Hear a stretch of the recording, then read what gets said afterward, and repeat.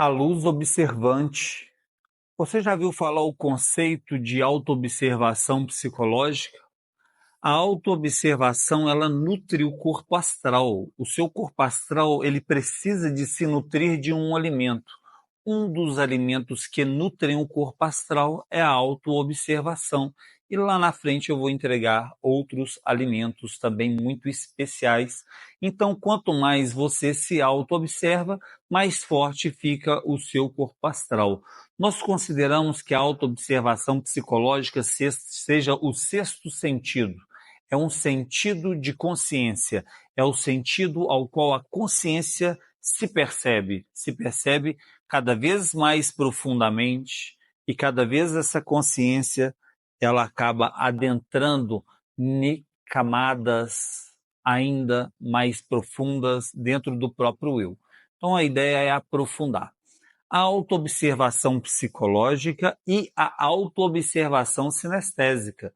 Nós temos que ter uma observação de como que nós pensamos, uma observação de como que nós sentimos, uma observação de como que nós atuamos, como que nós expressamos, como que nós falamos, como que nós somos e etc. A habilidade de se auto-observar, ela tem que ir penetrando, de acordo com os egípcios, em 49 camadas do nosso inconsciente. Você lembra que nós falamos que nós temos 7 corpos? Agora imagine só, esses corpos eles penetram e compenetram. Então a mente interage com o seu corpo físico. Um exemplo, se você machucar o dedão do seu pé, a sua mente começa a pensar de acordo com aquela dor, de acordo com aquele machucado, de acordo com aquele acontecimento. Acaba que as suas emoções também se envolvem. Então, os 7 corpos, eles estão sempre se penetrando e compenetrando. Daí nasce uma tese que 7 vezes 7 é 49, e nós temos 49 níveis do inconsciente. Então, no seu estudo psicológico, na sua autoobservação, a sua luz observante tem que penetrar 49 níveis profundos das suas próprias trevas. A luz tem que penetrar as trevas e as trevas não pode prevalecer. Essa é uma ideia, esse é um conceito. Essa nossa luz, essa nossa autoconsciência, ela tem que entrar baseada no vazio iluminador. Então, queridos, é mais ou menos assim.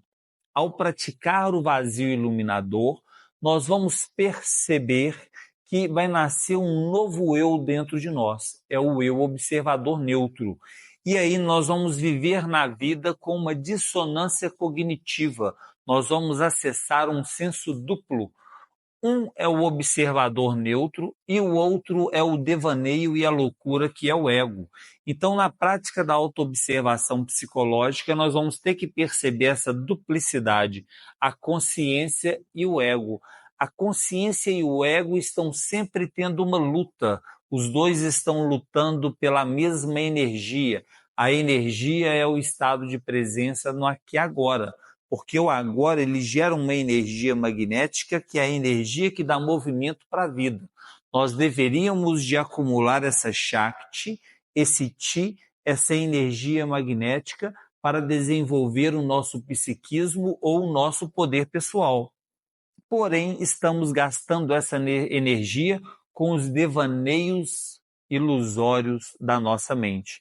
Então, esse é um ponto essencial para a nossa reflexão, meus queridos.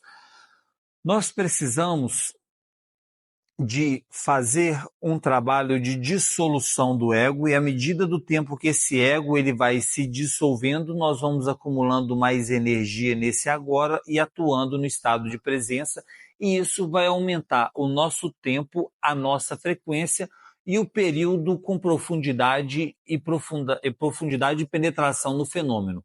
É essa que é a nossa busca. E esse é um ponto muito especial. Então, eu desejo para vocês muita prática no estado do vazio. Pratiquem fortemente a autoobservação psicológica. Na autoobservação psicológica, você tem que desenvolver o ponto referencial, o eu observador neutro. Esse eu observador neutro, ele tem que adquirir uma habilidade de se observar, fazer uma autoanálise e também de se consertar. Esse eu observador neutro, a sua consciência, ela é como uma luz, e essa luz ela tem que observar o que é. O seu ego é como se fosse um monstrinho, mas o monstrinho do ego tem hora que ele parece que ele é grande, ele faz um auê danado. Mas na hora que você vai olhar ele de pertinho, ele é bem pequenininho. Você já viu o cachorro pincher? É aquele cachorro pequenininho que muitas vezes gosta de fazer um auê danado. Vou falar que é chato não, porque pode ter alguém que goste. É um dos cachorros prediletos de muitas pessoas, porque ele é muito interessante mesmo.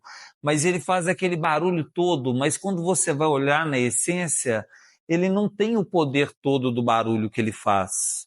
Perfeito? E o ego é mais ou menos assim. Então nós temos que ir anulando essa luz do ego. Não tenha medo, não tenha receio de olhar as suas dores de frente, de olhar as suas obscuridões de frente, de olhar os seus traumas de frente. Eles são só um monstrinho pequenininho. Na autoobservação psicológica, quando você observa o ego ele perde 50% da força de atuação. Então, o ego é o ladrão, é o vilão, ele é o bandido, ele é quem rouba a sua energia. Ele rouba a energia do seu trabalho psíquico, rouba a sua energia de vida, te engana no devaneio e da ilusão, e o ego não te deixa progredir. Então ele é o ladrão. Esse ladrão, ele passa às vezes na porta da sua casa. Se você estiver observando o ladrão quando ele passa na porta da sua casa, ele até te cumprimenta, ele não te faz mal nenhum. Então você imagina comigo, o vigia está lá na guarita, e aí ele está vigiando. O ladrão passa lá como um cidadão normal. O dia que o vigia dá as costas para o ladrão entra e rouba. Então, às vezes, o ladrão passa ali, ele está te vigiando já tem muito tempo. Mas o dia que você dá a brecha para ele, ele entra e rouba. O mesmo com o ego. O ego ele é o ladrão. Quando você estiver observando ele, pelo menos ele não vai te vencer. Mesmo tendo uma dissonância cognitiva, uma luta entre você e o ego não te vence, ele está ali lutando. Quando você deixar de auto-observá-lo, ele acaba te dominando. Na hora que você não está se auto-observando, é provável que o ego esteja te dominando. Então, você lembra da ideia que nós temos que começar um trabalho psicológico e nos propor a disciplina?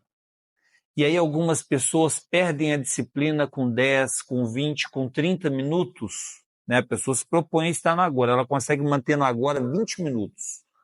E aí ela perde. Ela perdeu para quem? Para o ego. Aí depois vem o ego e fica no corpo da pessoa 5 horas, até a pessoa lembrar de novo e voltar para o trabalho de consciência.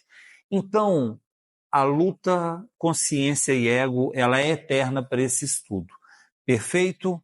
Pratiquem a autoobservação psicológica e nós vamos entrar um pouquinho no estudo da dissolução do ego. Eu te vejo por lá.